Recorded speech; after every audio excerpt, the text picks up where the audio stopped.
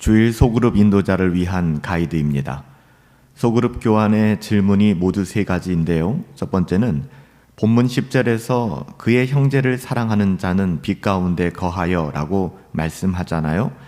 사도 요한은 형제 사랑을 예수님이 행하신 대로 행하는 삶의 가장 중요한 특징으로 제시하였습니다. 그렇다면 여러분들은 형제 사랑을 어떻게 실천하고 있는지 구체적으로 이야기해 봅시다.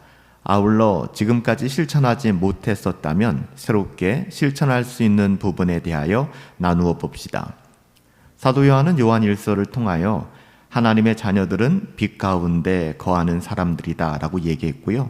왜냐하면 하나님은 빛이시니까. 빛 가운데 거한다고 하는 것은 하나님 안에 거한다는 말이었고, 이것은 거듭난 그리스도인 곧 하나님의 자녀를 가리키는 말이었죠. 그래서 우리가 지난주에 살펴본 것처럼 우리가 참된 믿음을 가지고 있느냐, 우리가 정말 구원받은 하나님의 자녀로서의 증거가 무엇인가 라고 물어볼 때에 우리가 순종하는 것이다 라고 배웠습니다.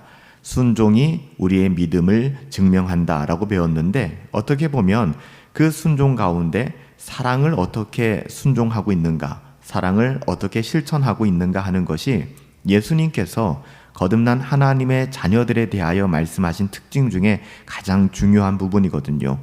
그래서 이번 주 설교는 지난주에 순종이 믿음을 증명한다에 이어서 사랑이 믿음을 증명한다라는 제목으로 이어지는 거예요. 여러분들은 형제 사랑을 어떻게 알고 있는가가 중요한 것이 아니라 어떻게 실천하고 있는지, 여기서도 중요한 지점은 디테일이 중요합니다. 구체적으로 이야기할 수 있어야 돼요. 우리가 주일 소그룹 모임을 할 때 형식적인 모임이 되어서는 안 되거든요. 그러기 위해서는 소그룹 인도자가 정말 많이 기도하셔야 하고요. 경건함 가운데 모임을 인도해 주셔야만 합니다.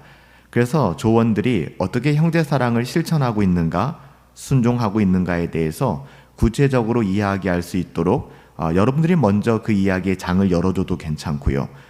여하튼 모임 안에서 구체적으로 사랑의 실천들이 나누어질 수 있어야 합니다. 또한 그러지 못한다라는 마음속에 마음이 어려워질 수도 있거든요. 그래서 지금까지 실천하지 못했다면 새롭게 실천할 수 있는 부분들은 어떤 것이 있는지 한번 이야기해 봅시다. 그래서 질문이 크게 두 가지로 나누어지죠. 첫 번째는 그 사랑을 어떻게 순종하고 구체적으로 살아왔는가에 대한 이야기고요.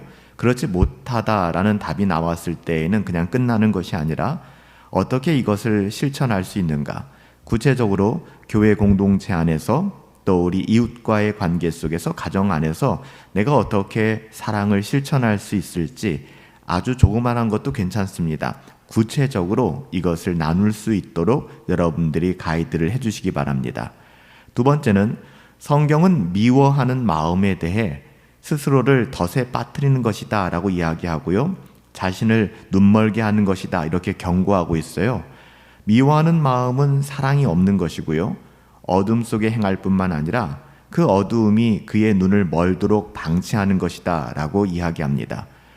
우리가 지금까지 살아오면서 내 안에 미움이 있다면, 미움이라고 하니까 막연할 수 있는데요.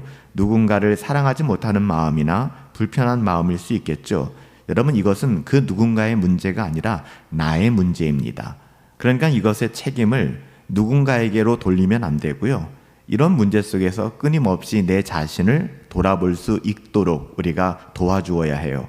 내 마음속에 미움이 있다면, 사랑하지 못하는 마음이 있다면 우리가 해야 될 것은 자신을 정당화하는 것도 아니고요. 그 상황에 대해서 설명하는 것도 아닙니다. 이를 회개하고 하나님의 은혜를 구하는 것이죠.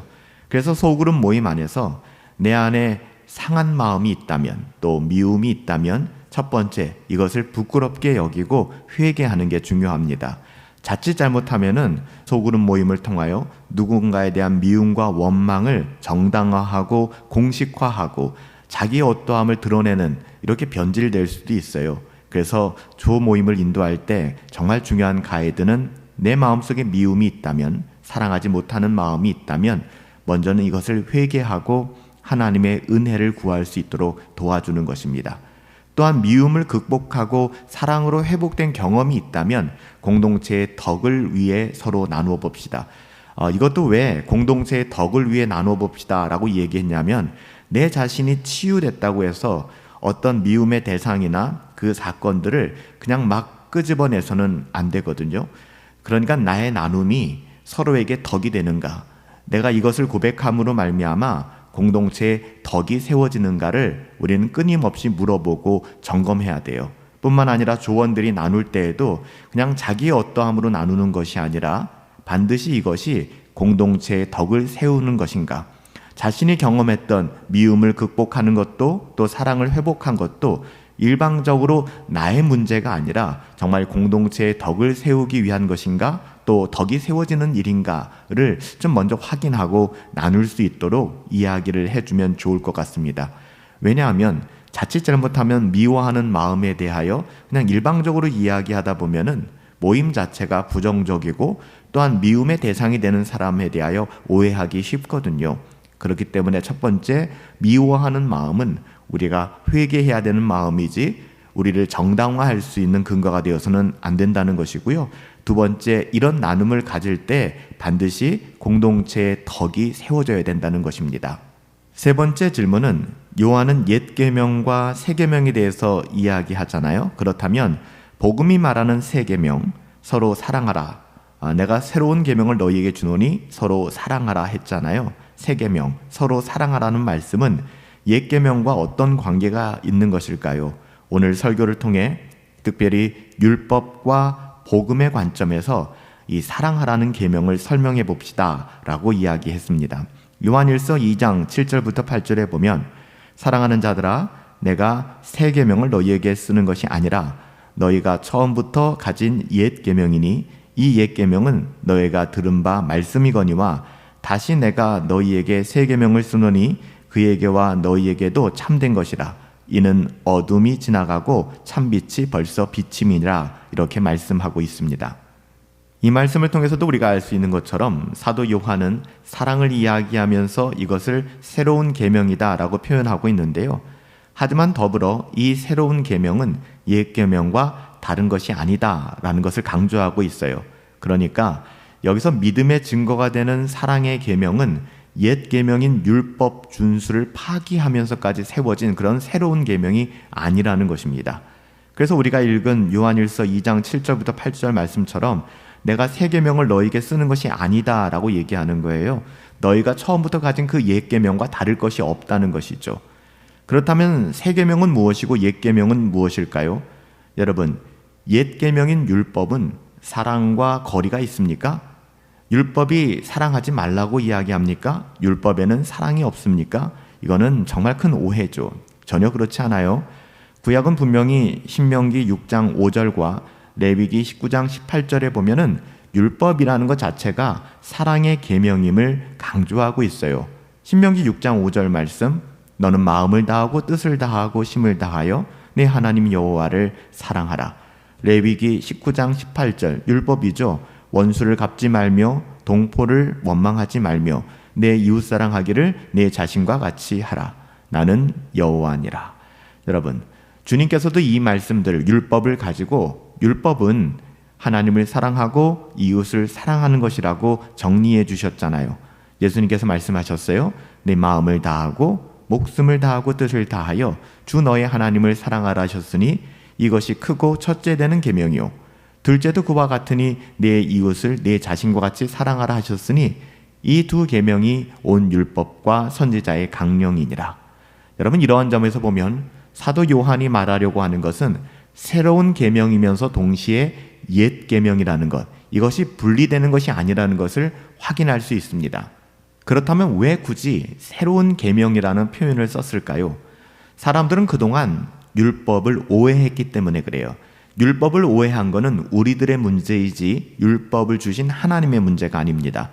율법의 본질을 잊은 채 단지 보여주는 제한적인 징계적인 성격, 혼내고 징계하고 꾸짖는 이 성격에만 매몰되어 있었기 때문에 율법은 그냥 무섭고 사랑이 없는 것처럼 느꼈던 것이죠. 그래서 주님은 율법의 참된 의미를 알려주신 것입니다. 그래서 여기 새로운 계명이라고 할 때 이 새로운 형용사는요, 카이노스라는 헬라어를 쓰는데요, 이것은 전에 존재하지 않았다가 새롭게 생겼다라는 뜻이 아니라 전에도 있었지만, 항상 있었지만 성질상 혹은 질적으로 새로운 것이 되었다라고 할 때 사용하는 단어입니다. 그러니까 새로운 계명은 우리가 율법을 오해하여 잘못 알고 있었던 것을 새롭게 깨달아 하나님의 사랑과 하나님의 은혜가 율법에 어떻게 담겨져 있는지, 율법과 복음이 분리될 수 없음을 우리에게 보여주시는 것이죠. 그래서 너희는 서로 사랑하라 하는 것은 반율법적인 것도 아니고 오히려 율법의 정신을 바르게 계승한 것이라고 할 수 있습니다. 우리가 지난 시간에는 우리가 믿음이라는 것에 대하여 나의 믿음이 진짜일까? 나의 구원이 진짜일까? 나는 하나님의 자녀일까?에 대한 답으로서 우리가 순종한다면 그렇구나, 내가 하나님의 자녀이구나를 확신케 되는 것이고요. 또 하나는 사랑입니다. 내가 사랑을 실천할 때, 사랑을 생각하고 분석하는 것이 아니라 내가 형제를 위하여 사랑을 실천할 때 내가 하나님의 자녀임을 확신케 되는 것입니다. 이번 주 소그룹 모임 가운데에도 지난주에 순종이 믿음을 증명하는 것처럼 사랑이 우리의 믿음을 증명함을 나누시고, 사랑이 넘치는 소그룹 모임과 우리 분당 허브교회가 되기를 여러분 기도해 주시기 바랍니다.